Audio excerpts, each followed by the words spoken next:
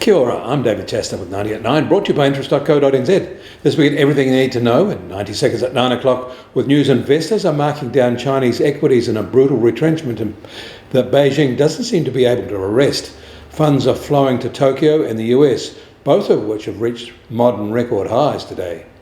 But first in the US, a closely watched leading indicator metric slipped marginally in December, even though more components rose than fell. However, the improving metrics were more than offset by weak conditions in manufacturing, relatively high interest rates, and lowish consumer sentiment. But the magnitude of monthly declines has lessened, and the leading indicator 6 and 12-month growth rates have turned upward, even if they remain negative. The recession signal from this data is weakening. And China's loan prime rates were unchanged yesterday, not a surprise given last week's unchanged medium-term lending facility rates. The unchanged LPR rates are because their central bank is in a very tough position, having already prioritised keeping the value of the yuan up to try and hold back the equity market retreat.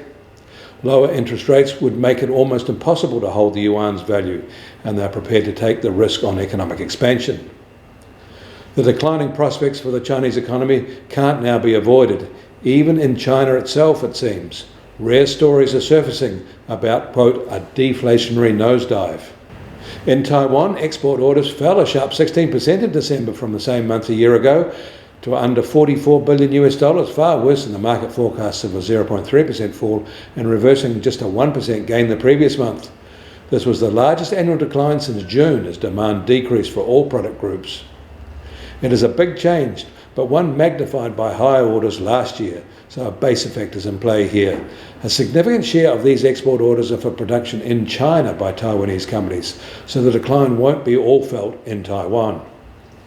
The US Treasury 10-year yield starts today at 4.10% and down 3 basis points from this time yesterday, and the price of gold will start today down $6 at just on $2,023 an ounce.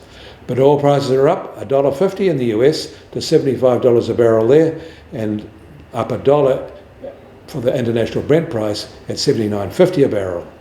And the Kiwi dollar starts today at just under 61 US cents and marginally lower than this time yesterday. Against the Aussie, we're softish at 92.6 Australian cents. Against the euro, we're also soft at 56 euro cents.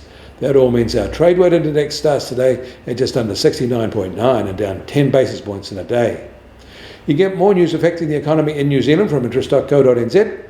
Kia ora, I'm David Chaston, and we'll do this again tomorrow.